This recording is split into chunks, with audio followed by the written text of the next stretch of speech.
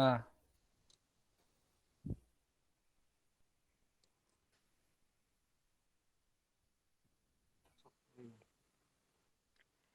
Assalamualaikum warahmatullahi wabarakatuh.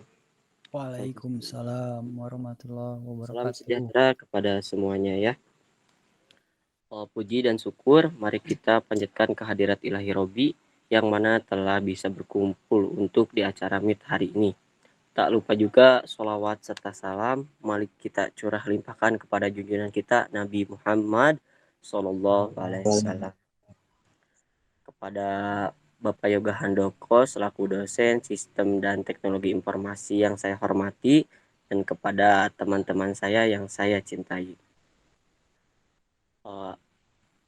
Untuk kesempatan hari ini, saya selaku moderator akan menjelaskan tentang metodologi sistem informasi dan pemrograman komputer.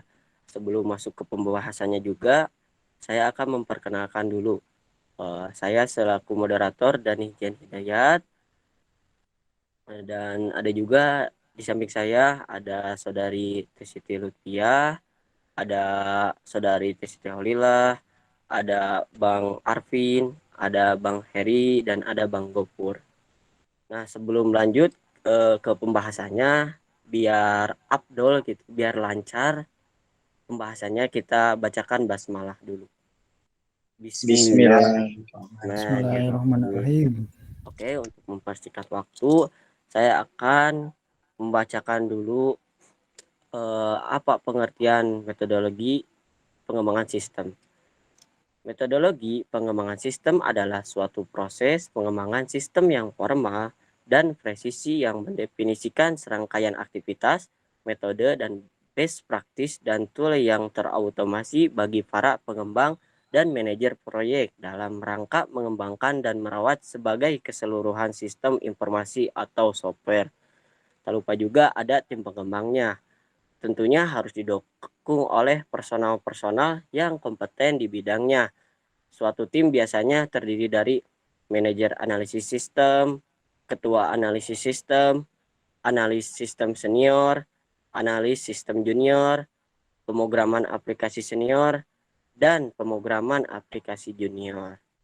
Nah, lanjut selanjutnya, apa alasan metodologi pengembangan sistem yang akan disampaikan oleh Saudari Tesiti Holila. Waktu dan tempatnya saya persilahkan. Ya, baik. Terima kasih kepada moderator yang telah memberikan kesempatan untuk saya menjelaskan. Sini saya akan menjelaskan alasan perlunya metodologi pengembangan sistem. Yang pertama yaitu menjamin adanya konsistensi proses. Yang kedua dapat diterapkan dalam berbagai jenis proyek. Yang ketiga mengurangi risiko kesalahan dan pengambilan jalan pintas.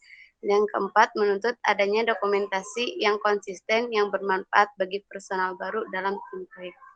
Sekian dari saya, terima kasih. Dilanjut. Oke, baik. Terima kasih kepada Saudari Tesiti Haulilah yang sudah menyampaikan alasannya.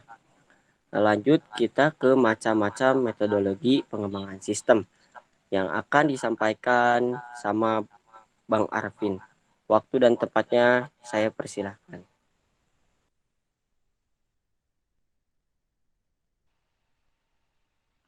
Oke, sebelumnya terima kasih kepada Bapak Moderator yang telah menyempatkan waktunya kepada saya. Di sini saya akan menjelaskan tentang macam-macam metodologi pengembangan sistem. Yang pertama yaitu ada metode System Development Life Cycle atau SLDC.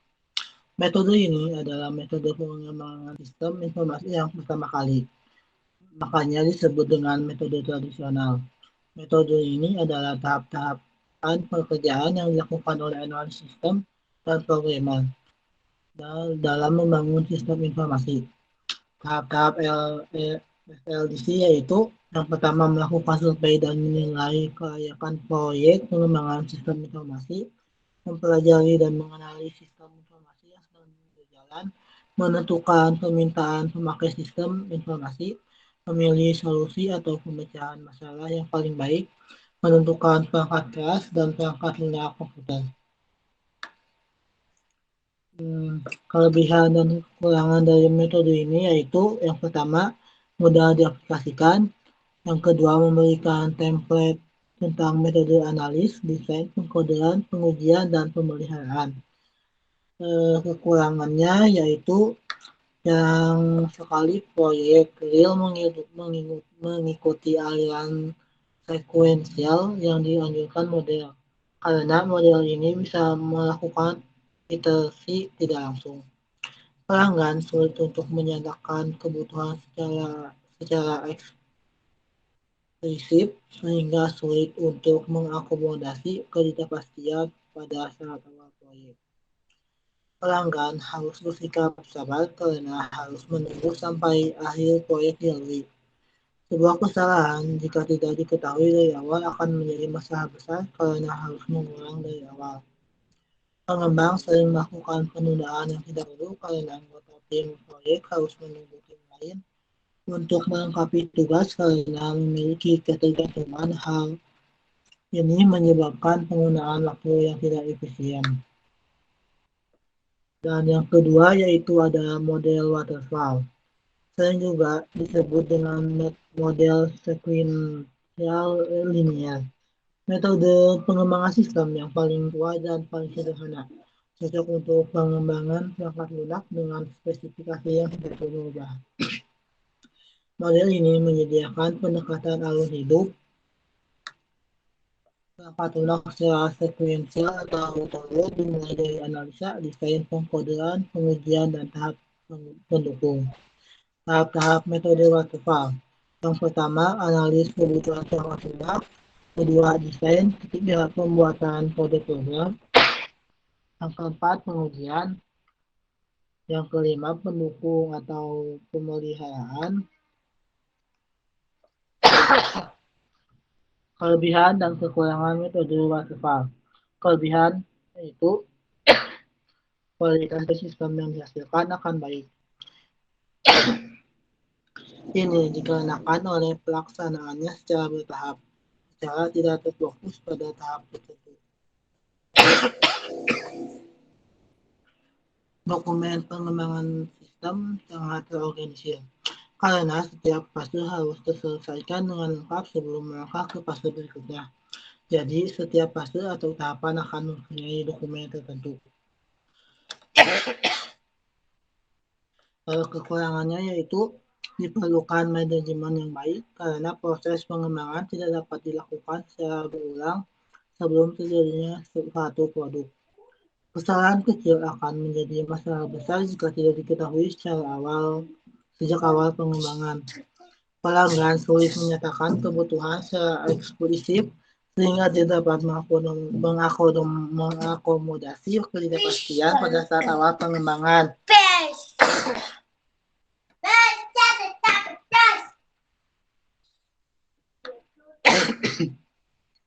Yang ketiga ada model prototyping. Prototyping adalah proses interaktif dalam pengembangan sistem di mana requirement diubah ke dalam sistem yang bekerja, working system, yang secara terus-menerus diperbaiki melalui kerjasama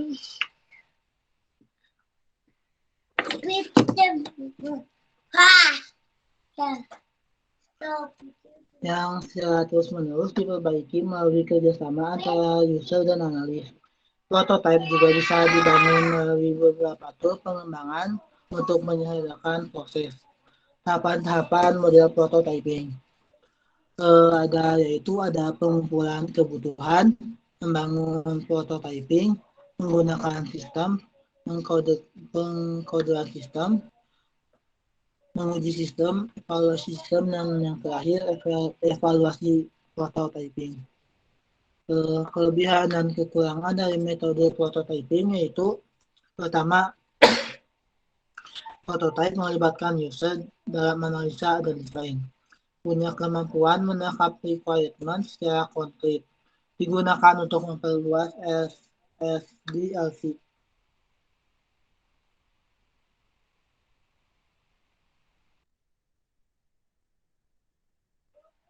Kekurangannya yaitu proses analis dan perancangan terlalu singkat. Misalnya kurang fleksibel dalam menghadapi perubahan. prototipe yang dihasilkan tidak selamanya mudah diubah dan cepat selesai. Oke, sekian pemaparan materi dari saya. Selanjutnya saya kembalikan kepada moderator. Oke, baik. Terima kasih kepada Saudara Bang Arifin yang telah menyampaikan 3 macam-macam metodologi pengembangan sistem. Nah, yang sekarang lanjut yang akan disampaikan oleh Saudara Bang Heri. Waktu dan tempatnya saya persilahkan.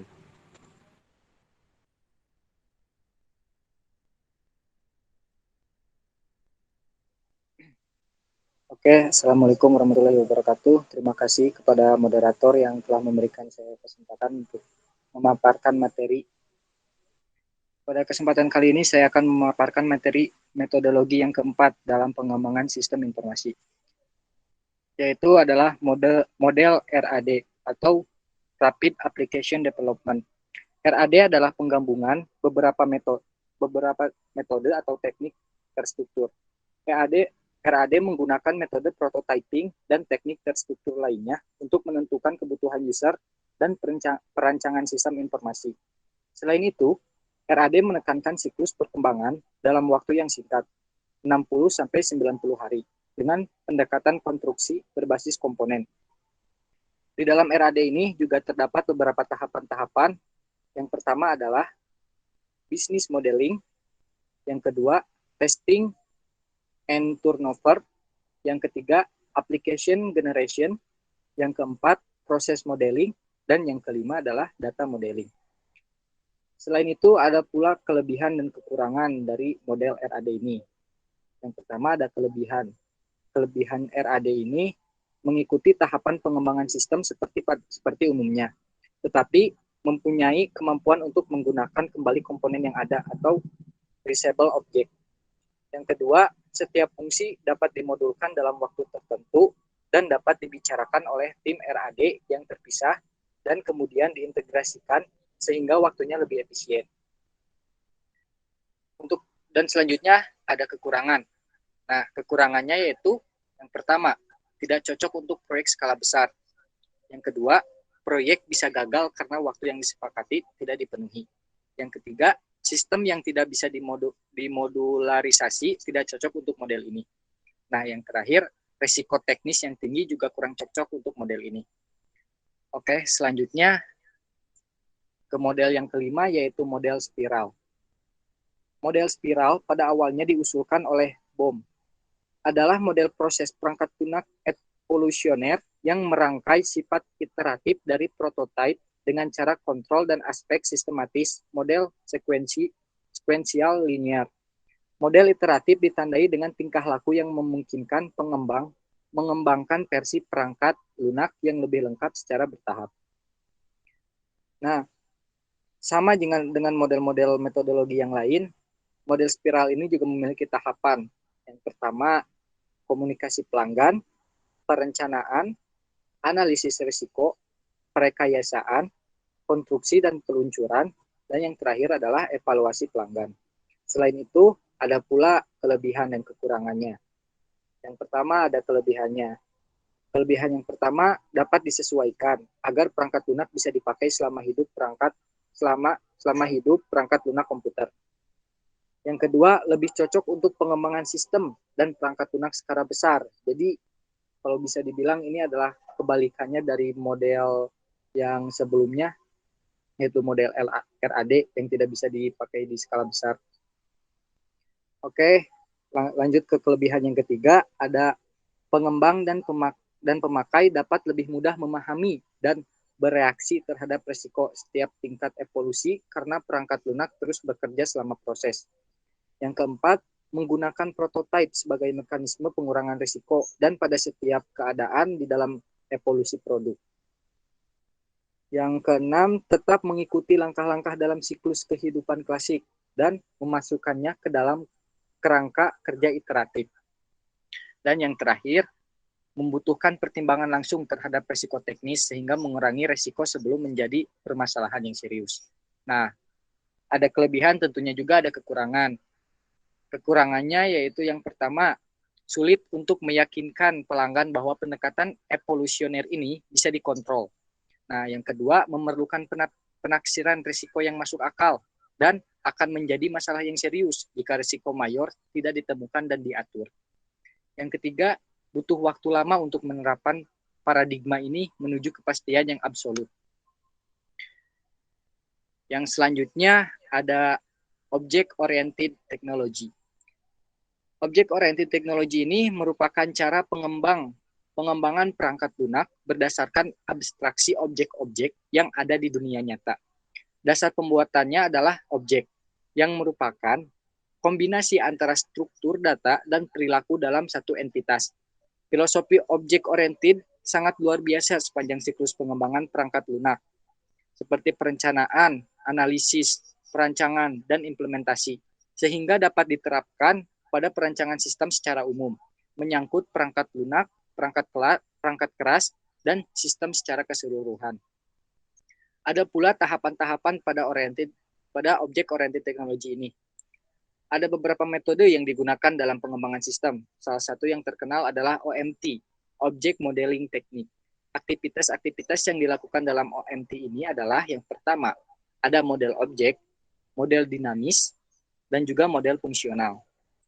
Selanjutnya kita beranjak ke kelebihan dan kekurangan object-oriented technology. Yang pertama ada kelebihan. Uniformity, OMT memungkinkan merancang user interface secara terintegrasi bersama dengan perancangan perangkat lunak sekaligus dengan perancangan basis data. Yang kedua, understandability atau kode-kode yang dihasilkan dapat diorganisasi ke dalam kelas-kelas yang berhubungan dengan masalah sesungguhnya, sehingga lebih mudah dipahami. Yang ketiga ada stability. Kode program yang dihasilkan relatif stabil sebab mendekati permasalahan yang sesungguhnya di lapangan. Yang keempat, reusability. Dimungkinkan penggunaan kembali kode-kode sehingga akan mempercepat waktu pengembangan perangkat lunak.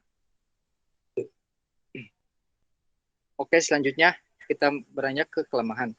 Nah, di kelemahannya ini metode orientasi objek merupakan konsep yang relatif baru, sehingga belum ada standar yang diterima di semua pihak dalam menentukan tool apa yang digunakan sebagai dasar analis serta perancangan perangkat lunak.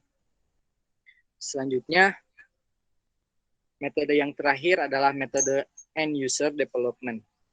Di sini, pengembangan dilakukan langsung oleh end user. Keterlibatan langsung end user sangat menguntungkan karena memahami benar bagaimana sistem bekerja. Artinya, tahap analisis sistem dapat dilakukan lebih cepat. Kelemahannya adalah pada pengendalian mutu dan kecenderungan tumbuhnya privat sistem informasi.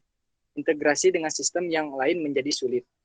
Ada pula tahapan-tahapannya. Yang pertama adalah ada tahap inisiasi.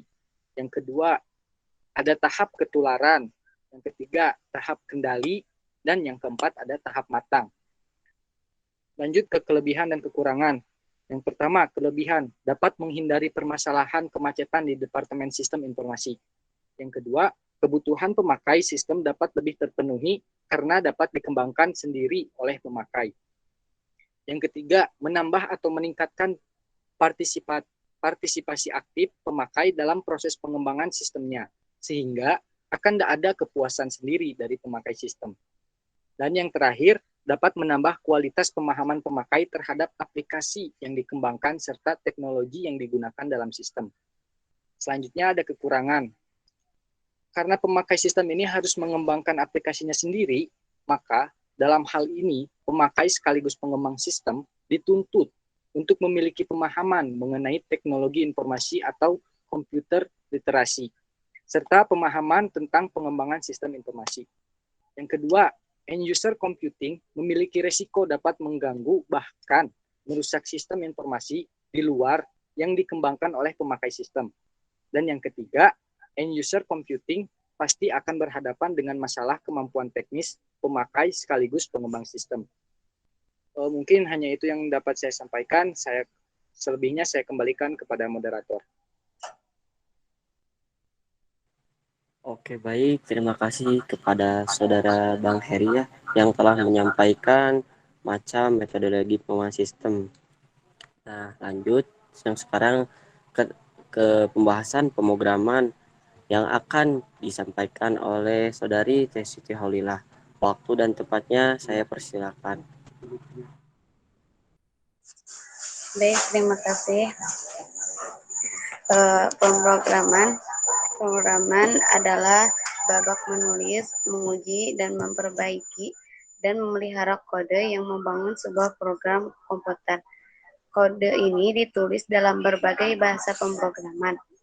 Tujuan dari pemrograman adalah untuk membuat suatu program yang bisa melakukan suatu anggaran atau pekerjaan berdasarkan dengan harapan si pemrogram atau programmer.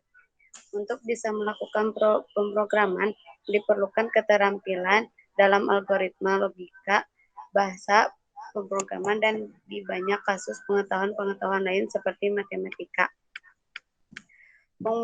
Pemrograman adalah sebuah seni dalam menggunakan satu atau semakin algoritma yang saling mengadakan komunikasi dengan menggunakan sebuah bahasa pemrograman tertentu, sehingga menjadi sebuah program komputer. Bahasa pemrograman yang berbeda mendukung gaya pemrograman yang berbeda pula. Gaya pemrograman ini bisa disebut paradigma pemrograman. Sekian dari saya, kembalikan kepada moderator.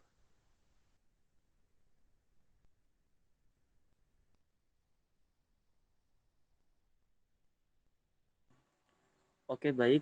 Terima kasih kepada Saudari Teh Siti Haulilah yang sudah menyampaikan materinya. Lanjut ke pembahasan metodologi yang akan disampaikan oleh Saudari Teh Siti Lutfiah. Waktu dan tempatnya saya persilahkan.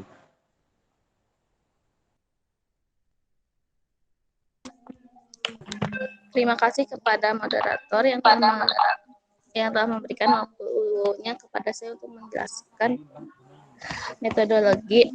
Langkah pertama dalam sebagai dasar proyek-proyek perkembangan perangkat lunak. Formal adalah analisa persyaratan, diikuti dengan pengujian dan menentukan model nilai pelaksanaan dan kegagalan penghapusan. Terdapat banyak pendekatan yang berbeda untuk masing-masing tugas.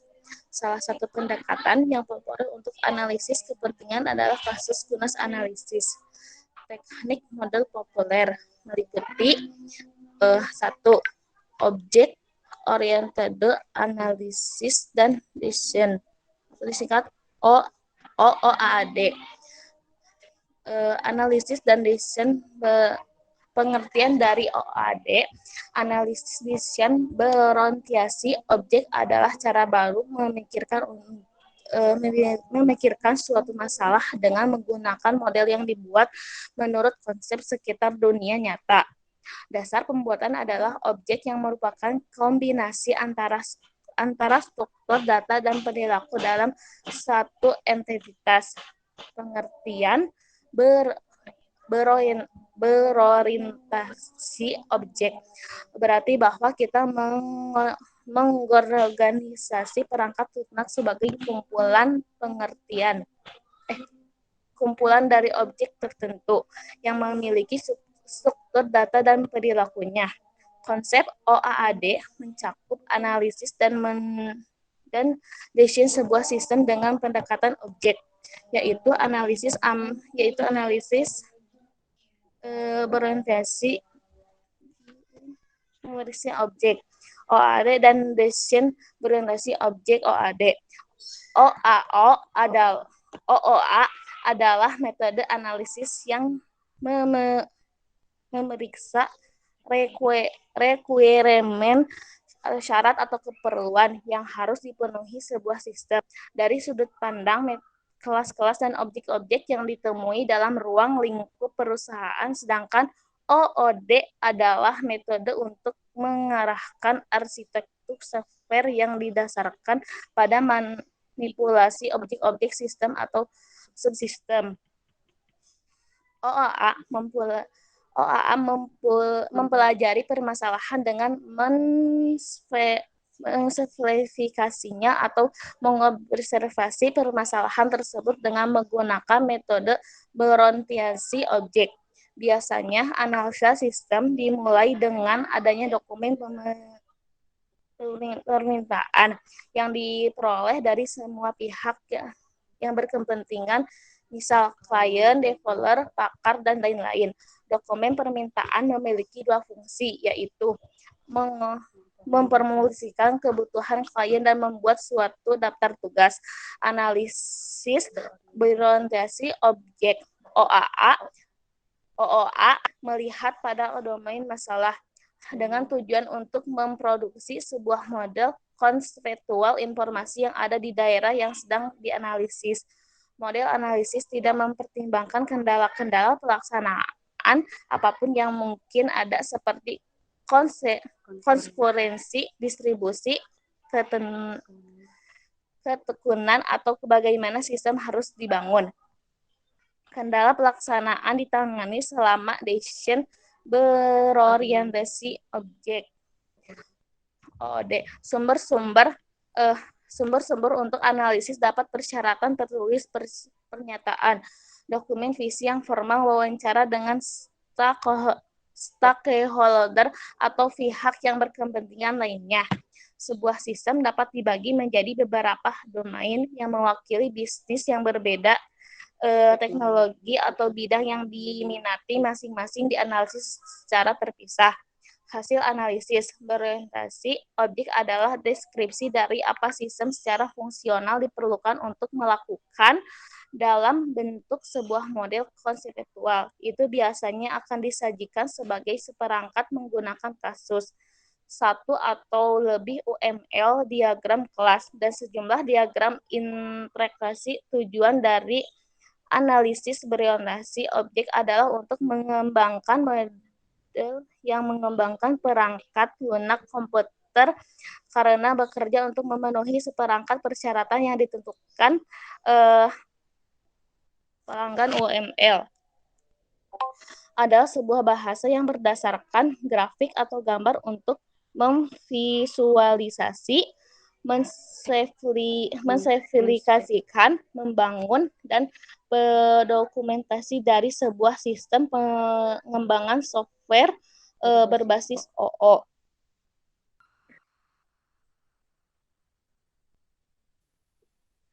Dua, model driven arsitektur adalah sebuah pendekatan perencanaan perangkat lunak yang diluncurkan grup ONG MDA mendukung rekayasa model driven dari sistem perangkat lunak. MDA menyediakan sekumpulan panduan untuk menstrukturkan spesifikasi yang dinyatakan sebagai model. Pendekatan MDA dinyatakan sebagai mendefinisikan fungsionalitas sistem menggunakan sebuah platform independent model dengan memakai sebuah domain spesifik language yang sesuai. Kemudian diberikan sebuah platform divisional model berupa Corba, Net, the Web, dan lain-lain. Diterjemahkan ke dalam satu atau lebih platform sebagai model yang dapat dijalankan oleh komputer. PSM dapat menggunakan domain spesifik language yang berada atau sebuah general purpose language seperti Java, PHP, Python, dan lain-lain. Kakas otomatis umumnya yang melakukan penerjemahan ini. Organisasi ONG sekadar menjadikan spesifikasi kasar dan bukan implementasi. Kadang-kadang merupakan jawaban atas request for proposal. Implementasi datang dari perusahaan swasta atau kelompok open datakan pada area lain seperti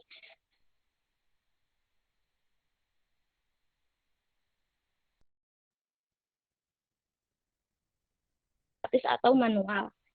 Sekian dari saya, dilanjut kepada moderator.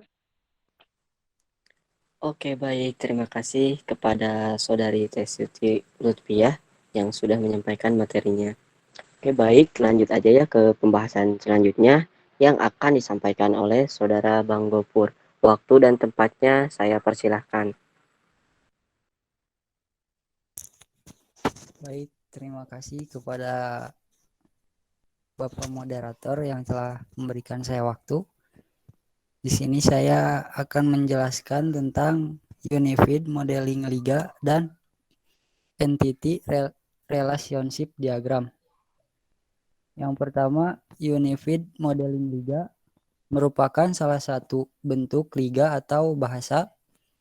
Menurut pencetusnya, Unified Modeling Liga didefinisikan sebagai bahasa visual untuk menjelaskan, memberikan spesifikasi, merancang, membuat model, dan mendokumentasikan aspek-aspek dari sebuah sistem.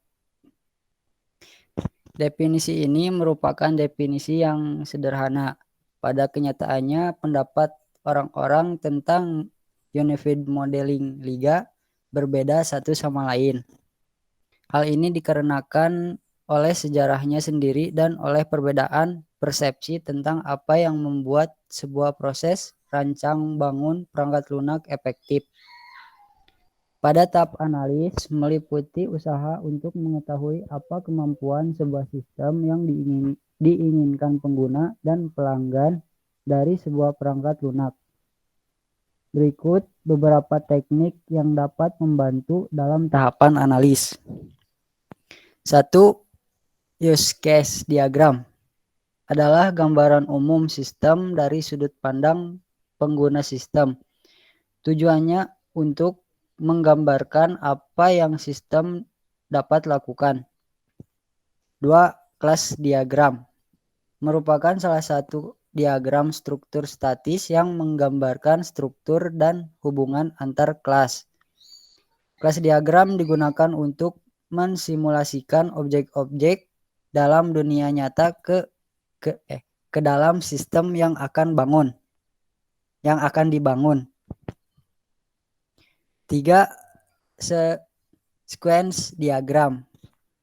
Sequence diagram digunakan terutama untuk menunjukkan interaksi antar objek dalam urutan sekuensial. Materi yang selanjutnya adalah tentang Entity Relationship Diagram. Entity Relationship Diagram atau diagram hubungan entitas adalah sebuah diagram yang digunakan untuk perancangan suatu database dan menunjukkan relasi atau hubungan antar objek atau entitas beserta atribut-atributnya secara detail. Dengan menggunakan Entity Relationship Diagram, sistem database yang sedang dibentuk dapat digambarkan dengan lebih terstruktur, terlihat rapi. Selain digunakan dalam perancangan database, Entity Relationship Diagram sendiri sering digunakan untuk debugging database jika terjadi masalah pada database. Untuk melakukan debug pada database bukanlah hal yang mudah. Terlebih lagi jika database yang mengalami masalah memiliki banyak tabel dan memerlukan penulisan SQL yang kompleks. Dengan menggambarkan skema database menggunakan Entity Relationship Diagram, kamu menjadi lebih mudah untuk menemukan permasalahan yang terjadi dalam database dan menyelesaikan masalah dengan mudah. Sekian materi dari saya. Selanjutnya diserahkan kepada moderator. Oke, baik. Terima kasih kepada Saudara Bang Gopur yang telah menyampaikan materinya. Oke, yang terakhir yaitu kesimpulan. Jadi kesimpulan dalam pembahasan ini adalah pengembangan sistem itu penyusunan suatu sistem yang baru untuk menggantikan sistem yang lama secara keseluruhan atau memperbaiki sistem yang telah ada. Metodologi pengembangan sistem juga suatu proses standar yang diikuti oleh organisasi untuk melaksanakan seluruh langkah yang diperlukan untuk menganalisa, merancang, mengimplementasikan, dan memelihara sistem informasi. Dan ada juga tadi 7 macam metodologi pengembangan sistem. Nah, dari setiap metode terdapat beberapa tahapan yang berpengaruh terdapat jalannya proses pengembangan sistem informasi. Setiap metode tersebut memiliki keunggulan dan kelemahan masing-masing. Nah, kemudian jadi intinya itu metode ini memang sangat dibutuhkan pada saat ini atau zaman sekarang di era evolusi industri 4.0 yang dimana zaman kita teknologi berkembang pesat untuk mengimbangi sistem informasi dan pemrograman juga butuh perkembangan. Nah, sekian presentasi kelompok kami. Mohon maaf ya bila ada kata-kata yang tidak berkenan di hati, mohon dimaafkan. Bila ada yang mau ditanyakan nanti bisa ya. Oke, saya tutup aja. Sebelum ini tutup, alangkah baik kita baca hamdalah dulu bersama-sama. Alhamdulillahirobbilalamin. Oke, sekian. Wabillahi taufiq wal hidayah. Wassalamualaikum warahmatullahi wabarakatuh. Waalaikumsalam warahmatullahi wabarakatuh.